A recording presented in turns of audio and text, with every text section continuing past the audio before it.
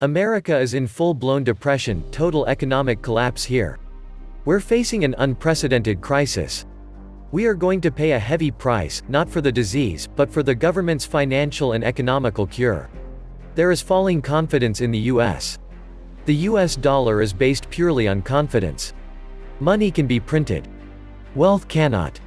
The dollar today is nothing more than fancy electronic bits. Even toilet paper is worth buying in the tsunami of confetti that the Fed is unleashing. Events happen at a much quicker pace than they did in the 19th century.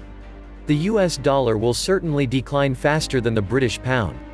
Funny how sterling is still used in reference to British fiat currency. It should never be used in that context anymore. The correct term is only British pound. Until 1920, British coinage was truly sterling, 92.5% silver. Then through 1946, British coinage was debased to 50% silver. From 1947 on, there is no silver content in British coins. British gold coins had a fineness of 91,666% gold. Every empire reaches a high point and then begins to decline. We are experiencing that decline, and it behooves us to create a soft landing for ourselves, rather than try to fight the inevitable. He who does not learn from history will suffer the consequences of that ignorance. Those who make loud noises about resurgent American exceptionalism remind me of middle-aged men trying to court young women. That day has come and gone, and the noises they make only sound foolish. It is axiomatic that the US dollar's hegemonic status derives directly from the geopolitical hegemony of the United States itself. Since the latter has been in decline for several decades, it's only to be expected that the former will follow. Another 2.4 million Americans filed for first-time benefits last week, bringing the total to 38.6 million since mid-March, the Department of Labor reports. First-time claims have declined for 7 straight weeks, but joblessness remains a crisis in the U.S. Across the country, families are lining up at food pantries because they cannot afford to buy their own food. The lines stretch down city blocks and extend for miles down country roads. Food banks across the country are overwhelmed by the growing need. If we don't guarantee even the most menial of workers a living wage, then we're not a free society, we've only changed the mechanics of slavery. This is neo-feudalism. It is the global power play to control us all. The giant GOP tax cut for billionaire donors and corporations didn't do the middle class a bit of good. And it ballooned the deficit and debt to unsustainable proportions. The dollar will drop as the Fed monetizes the outrageous deficits. The collapse is the new normal, but now the apocalypse is coming. Brace for mass bankruptcies, foreclosures, and repos towards the end of this year. I see more and more empty commercial space every weekend when I go for a cruise around town to see the carnage. A lot of businesses are hemorrhaging cash and holding out and hoping things return to normal in a few months, and when that doesn't happen, we're going to see all hell break loose. When the overall economy catches a cold, the state and local governments develop pneumonia.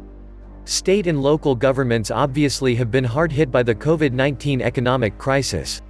If investors take the loss, then no one will lend them money anymore. Bureaucrats and pensioners will have to have the haircut.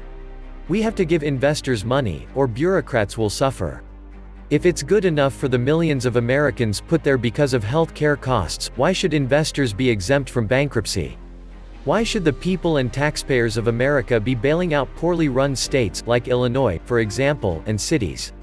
California alone has over $1 trillion of the over $5 trillion in unfunded pension liabilities. Bankruptcy is a fair way to distribute the pain fairly. Let them go bankrupt. No state in the union laid off that many excess employees. Yes, we need police and emergency protection. Everybody else could have been laid off. The global economy is in deep trouble. It's impossible to prevent a collapse when the Fed is creating dollars like Weimar Germany produced marks. Other countries are hyperinflating too, so we might be able to keep foreign trade going in dollars, but we're doomed to have double-digit monthly inflation.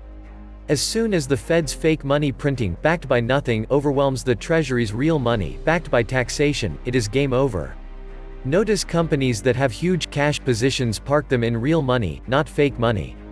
The collapse of the dollar could be caused by a number of different things. 1. Oil prices crashing. 2. China losing faith in the dollar. 3. Gold and silver. 4. The Fed caused inflation. And finally 5. Cryptocurrency. The oil price crash means that the petrodollar system is dead. The dollar would also collapse if China announced they were no longer accepting dollars as payment for goods. Finally, one real and potential threat to the dollar as the world's reserve currency is from gold and silver. If a lot more people and institutions suddenly started converting fiat dollars into physical gold and silver, the sentiment toward the dollar might change 180 degrees very quickly. The dollar would die once the gold and silver prices can no longer be controlled. Gold and silver prices will go up exponentially, and foreigners won't want to hold the dollar anymore. Due to the ongoing epic money printing and debt, the gold bull run has already begun. Gold had climbed $400 an ounce since June last year. Otherwise, inflation will kill the dollar. We could see double-digit monthly inflation as the dollar dies. The Federal Reserve note is backed by the full faith and credit of the U.S. government. Faith in the U.S. government is dwindling worldwide. Thus the faith in the U.S. dollar is also in limbo. Yes, there's a flight to safety, but what if that safety shows itself to not be safe? Oil is already traded in other currencies. Other goods can easily follow suit. The dollar is the reserve currency of the fiat system, thus has the so-called hegemony. SWIFT is a mechanism by which that hegemony is maintained. The fiat banking system is based on confidence. The dollar is a fiat currency and can be replaced by the bankers. SWIFT is being subverted by alliances being formed in the absence of competent U.S. leadership. SWIFT is already losing its power to maintain hegemony. Welcome back to the Atlantis Report. You are here for your daily dose of the truth, only the truth, and nothing but the truth. In New York City, 2 million residents face food insecurity, officials say. That means roughly 1 in 4 New Yorkers face food insecurity. Meanwhile, the Fed is now considering another massive capital injection into the major banks. The bigger the bubble, the bigger the boom. The banks get bailed out while the people get contact traced. Yet the worst is yet to come, with contact tracing, immunity cards, and mass testing. Corporations are getting paid by taxpayers without even supplying any goods. And the main corporations being bailed out produce nothing. They are financial institutions that just manipulate money. Now, if they want to put $10,000 into my bank account, I won't complain because that is what I would have gotten if the Congress has split that $4 trillion amongst the American people instead of their international financial overlords. Most of the world is already moving away from dollars anyway due to US sanctions and general bullying. When the rest of the countries wake up and realize that by buying US treasuries, all they are doing is allowing the US to continue to live wildly beyond its means at their expense, then the only one buying US dollar-denominated debt will be the Fed. This is mostly happening now. How long can the US Federal Reserve continue to keep the house of cards in a tornado together? Only as long as the confidence remains in the US dollar. That confidence is being eroded away with each passing day until the giant escarpment that is the US dollar falls off the cliff. It will happen, it's only a matter of time. Reserves and investment flows would rapidly adjust, and large quantities of dollars would start flowing back to the US to add to inflationary pressures. China has $2 trillion and 1 trillion treasuries, pretty sure rightfully they knew and worry those dollars will massively shrink in purchasing power value when the Fed QE again expands its balance sheet. China is the world factory and especially proven in this COVID crisis. They can start a COVID medical PPE Silk Road RMB yuan, demanding other nations want to buy their product either pay to buy in RMB yuan or trade barter in real valuable goods or use gold as a trade medium. No more accepting dollar IOUs. What's the point of keeping dollars when the available trade of purchasing of goods is much diminished? Especially now, the petrodollar is getting a massive hit over supply limited demand, as demonstrated by the -$37 a barrel. Once every nation sees the uselessness of the dollar, a domino network effect will start and dump the dollar. Every nation is already developing its own kind of Bitcoin currency. For example, China's digital currency electronic payment yuan RMB. Trade wars, currency wars, then world wars. The collapse of the dollar could be caused by a number of different things. The oil price crash means that the petrodollar system is dead. I think the dollar will die once the gold and silver prices can no longer be controlled. Gold and silver prices will go up exponentially, and foreigners won't want to hold the dollar anymore. The dollar would collapse as soon as China announces they were no longer accepting dollars as payment for goods. Otherwise, we could see double-digit monthly inflation as the dollar dies. The value of the dollar, measured in real goods, has constantly been falling since 1913. Yes, sometimes faster than others, but always falling. To measure one fiat currency against others is fundamentally bogus. The reason is obvious. That gives the impression something is increasing value of the dollar when, in fact, that something is decreasing value of the dollar. Gold is for saving.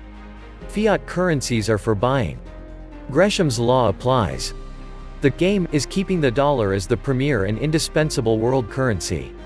The currency is their tool and weapon. They will utilize it until it is destroyed and zero utility left. Not sure how anybody could see them as doing anything else. They are on the bad end of enjoying their great weapon, and they will not control the next one however they try. You can't violate Say's law with impunity. Creating purchasing power by any means other than production simply increases the amount of money chasing whatever is in the marketplace. It doesn't add to what is available for purchase. Taken to the extreme, you have the situation in the USSR where people had rubles, but the shelves were bare. This is what flooding a nation with credit created from nowhere produces.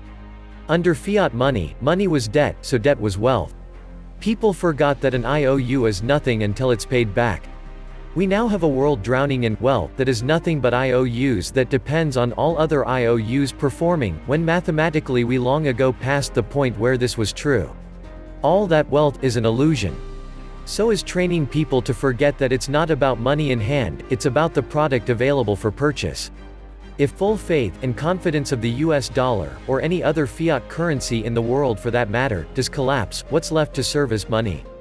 How would governments fund their operations, and all their payoffs to their crony partners, without these magic fiat printing presses? Answer: they could not. Take away, they have to do everything they can to deter the masses from once again viewing gold and silver as the ultimate safe haven assets. And this they have done and will continue to do. When plunder becomes a way of life, men create for themselves a legal system that authorizes it and a moral code that glorifies it. When misguided public opinion honors what is despicable and despises what is honorable, punishes virtue and rewards vice, encourages what is harmful and discourages what is useful, applauds falsehood and smothers truth under indifference or insult, a nation turns its back on progress and can be restored only by the terrible lessons of catastrophe. Frederick Bastiat. Something bigger is coming down the pike. This was just a dry run. I don't know what it is, but I can feel it in the air.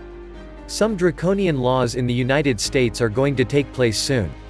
Gates said in an interview he calls this Pandemic 1, and the next one will be called Pandemic 2. So there is something much bigger in the pipeline probably coming this winter season. All the social distance and mask wearing are about training you to be a good little sheep. This is not going to end well. The politicians are taking us 90 miles an hour down a dead end. The road to hell is paved with central banks. This was the Atlantis Report. Please like, share, subscribe. And please take some time to subscribe to my backup channels, I do upload videos there too. You'll find the links in the description box. You will also find a PayPal link if you want to make a donation. Thank you wholeheartedly to all those of you who have already donated. Stay safe and healthy, friends.